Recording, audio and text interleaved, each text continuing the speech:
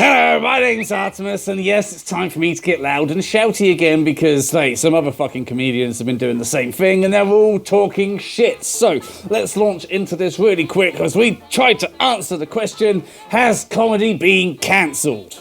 No! Very simple fucking answer. No, comedy has not been cancelled because cancel culture isn't exactly what people think it is. And honestly, what it really boils down to is a bunch of old comedians are getting pissed off that you, quote, can't say anything these days, when in reality, you're just being called out for your racist, stereotypical bullshit that was never really funny in the first place. You see, this all sort of comes about from certain things that certain comedians have said, like, Rowan Atkinson saying that the point of comedy is to offend and every joke has a victim, which I think is quite a weird statement to come from a man famous for playing Mr. fucking Bean, which is purely slapstick comedy, and whose latest foray into alleged comedy is Man vs. Bee.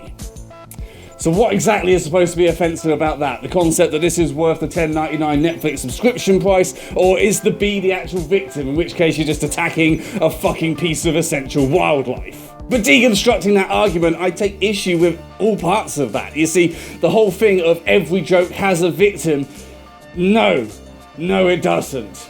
Where does that come from? Now, you can make every joke have a victim, and you can victimize people with your jokes if you are so inclined, but the point of comedy is not to offend. The point of comedy is to entertain, is to make light of a subject, is sometimes to even start a conversation. As I'm sure many people with anxiety, depression, and all that shit are aware, one of the key aspects of dealing with the negative parts of your brain is to joke about it. To turn the perception of these dark, horrible, intrusive things and shine a light on it. That's a way that you can cope with it. You can bring it up, you can talk about it, you can deal with it. There's no victim there. There's no offense there.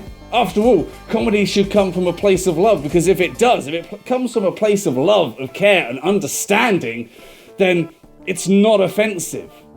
And there is a very, very, very, very fucking big difference between being deliberately offensive and actual fucking comedy.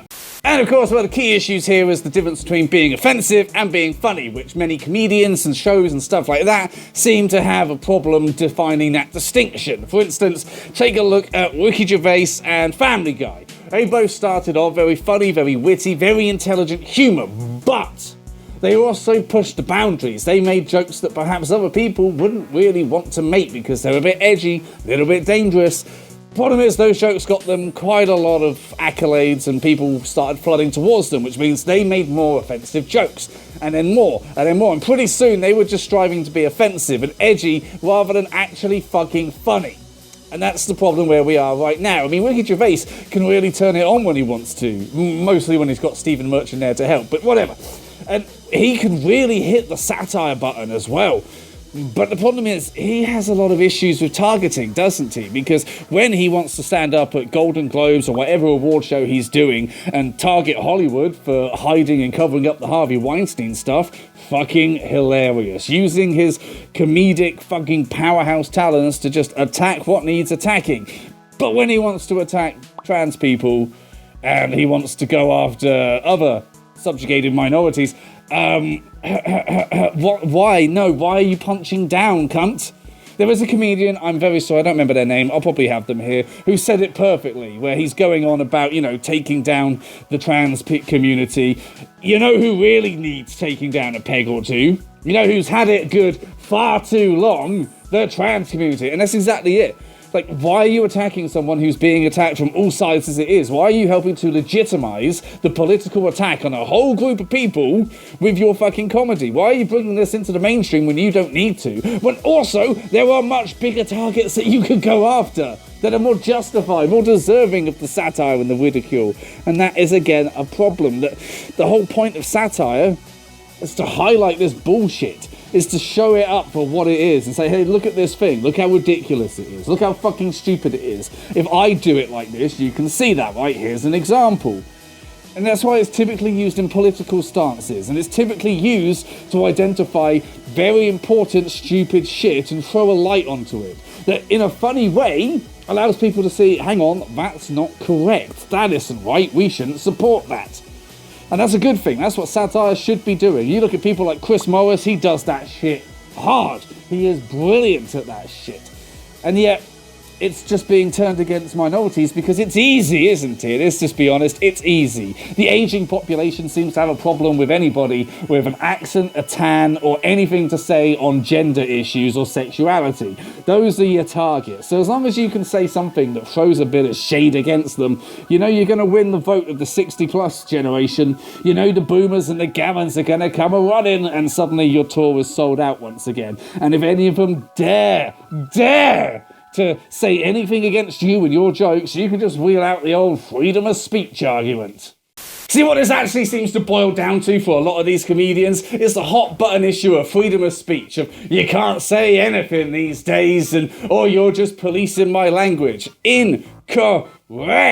Freedom of speech exists. You have freedom of speech. You're welcome. You can say whatever the fuck you want and nobody can tell you otherwise. But that does not mean freedom from consequence, okay?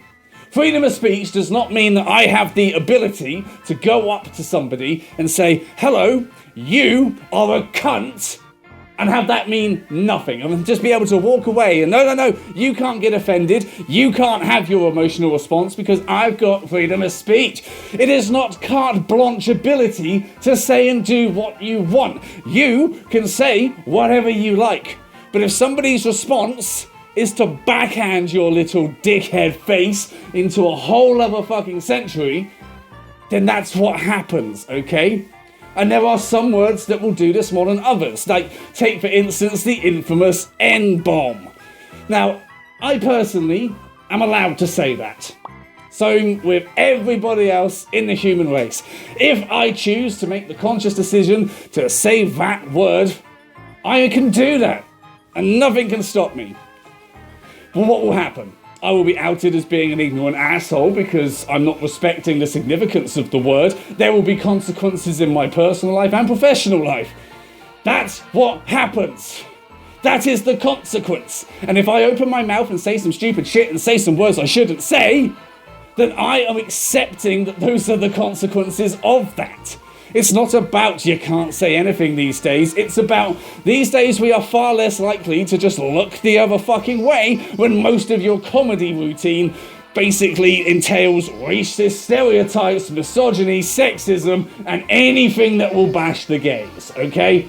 Comedy has evolved beyond that. It's about being smart. It's about being witty. It's not about just looking at somebody who's acting a certain way and going, haha, that's different from me. Therefore, it has less value and less worth and is funny. No, it was never really funny. You just had a bunch of chuckle fucks who decided to enable you, okay? The same jokes that you made back then in the old days were just as offensive back then. But the world stage was different, wasn't it?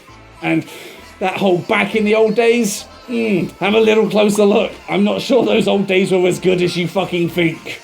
And of course, they're more than willing to use certain fucking buzzwords to defend themselves from this cancelling, such as woke and lefty and Marxist and all of that bullshit, because that's an easy dog whistle to blow when someone's calling you out for your shit. That you can say, oh, they're cancelling me. Hey, everybody on my fucking follower list, all fucking 2 million of you, they're cancelling me, they're silencing me. Excuse me, everybody at my live show, everybody at the award show that I host, everybody in the fucking world who gets to hear every word I say because I'm famous and it is put all over the internet, they're silencing me, okay? They're silent. I can't say shit anymore. Shut the fuck up, okay? You got freedom of speech, that's true. What you don't have is a fucking God-given right to have a soapbox to stand on, to be able to shout to everyone and for them to turn around, listen, and give a fuck, okay? That's not what it means. You sign up to a website, you sign up to a fucking live show, anything, there are terms and conditions that apply. You are agreeing to those. It's not silencing you, it's not cancelling you. You break the fucking rules, you deal with the fucking consequences, okay? You can say whatever you want, but we don't have to fucking listen. Whew, thank you very much for watching. I hope you enjoyed this. Obviously, it's a subject I have plenty to say about because... And yes, I almost shouted myself bloody. So I hope you enjoyed that. If you did, though, if you did enjoy it, check out the fucking merch. How about that? Use your freedom of speech to... No, I can't even link it. I can't even do a thing with that. Use your freedom of money? Wait, no one has any fucking money. It's the dark times. I don't know. But if you did want to help support, obviously the merch is there and so is the Patreon, and that would be lovely if you just take a look and maybe subscribe. Oh, I'm going to go and try and fix my throat because I'm sure I have done damage with it today in this video. But thank you for watching, and I'll see you next week. Bye!